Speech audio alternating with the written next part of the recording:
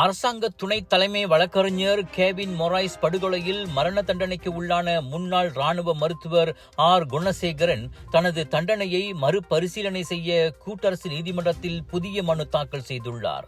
10 ஆண்டுகளுக்கு முன் நடந்த இந்த கொலையை நீதிமன்றம் மறு விசாரணைக்கு உட்படுத்த அவர் கோருகிறார்.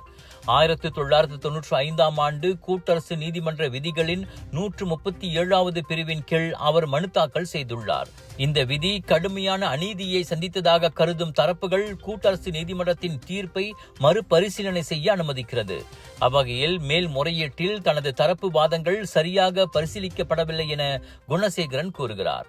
அப்போதைய தலைமை நீதிபதி துன் தெங்கு மைமுன் துவான்மாட் தலைமையிலான 3 நீதிபதிகளை கொண்ட குழு தனது வழக்கறிஞர்கள் சமர்ப்பித்த வாதங்களை முறையாக பரிசீலிக்க தவறிவிட்டதாக தற்போது சுங்கை புலோ சிறையில் இருக்கும் குணசேகரன் தாக்கல் செய்த அஃபிடவிட் மனுவில் கூறப்பட்டுள்ளது.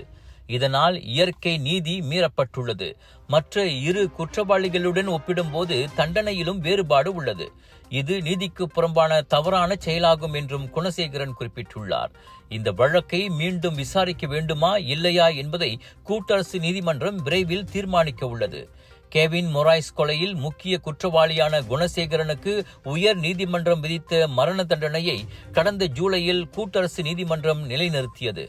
எனினும் நிமலன், ரவிச்சந்திரன் ஆகிய மற்ற 2 குற்றவாளிகளுக்கும் முறையே 35 மற்றும் 40 ஆண்டுகள் சிறை தண்டனை மட்டுமே விதிக்கப்பட்டது. ஒரு நாளைக்கு நம்ம இருதயம் எத்தனை வாட்டி துடிக்குது தெரியுங்களா? கிட்டத்தட்ட 1 லட்சம் வாட்டி.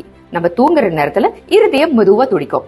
நம்ம இருதயம் ஒரு என்ஜின் மாதிரி நான் ஸ்டாப்பா உடம்பு முழுதும் ஆக்சிஜன் பம்ப் பண்ணிட்டு கார்பன் டை ஆக்சைடை வெளியாக்கிடுறோம். ரத்த ஓட்டம் இருதயத்துக்கு சீரா இல்லைன்னா பல பிரச்சனைகள் வர ஆரம்பிக்கும். உயர் ரத்த கொதிப்பு, இருதய சம்பந்தப்பட்ட நோய்கள் மற்றும் பல. டெஸ்லி டென்ஷனோட மகிமை ரத்த ஓட்டத்தை சீராக்கிடும், இருதயத்தின் சுமையை குறைக்கும். டெஸ்லி உங்கள் ஆரோக்கியத்தின் நண்பன்.